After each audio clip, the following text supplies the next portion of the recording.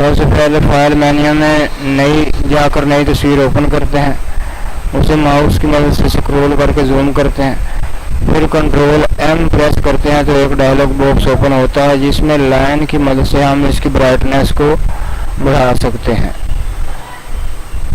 तस्वीर के हिसाब से उसकी ब्राइटनेस बढ़ा सकते हैं। ओके करते हैं, फिर कंट्रोल एल प्रेस करते हैं।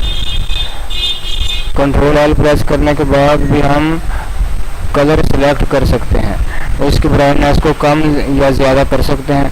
फिर ओके करते हैं और फिर कंट्रोल बी प्रेस करते हैं कीबोर्ड से तो ये बॉक्स ओपन होता है, इसमें भी हम कलर्स को सिलेक्ट कर सकते हैं। अब हम एक और तरीके से इसकी ब्राइटनेस बढ़ाते हैं, वापस जाते हैं पहली तस्वीर पर जो हमने शुरू में ओपन की थी। मेन्यू बार में इमेज पर जाकर हम इमेज को सिलेक्ट करते हैं। इमेज में जाकर हम एडजस्टमेंट्स में जाते हैं, वहाँ पर हम सिलेक्टिव कलर्स को क्लिक करते हैं।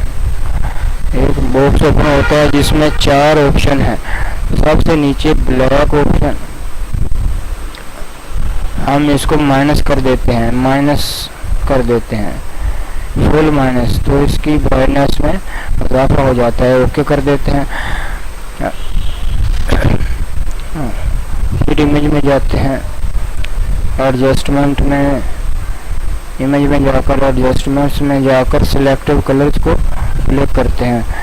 तो ब्लैक को यहाँ पर ब्लैक कलर सेलेक्ट करते हैं और इसमें पॉजिटिव कर देते हैं, बढ़ा देते हैं।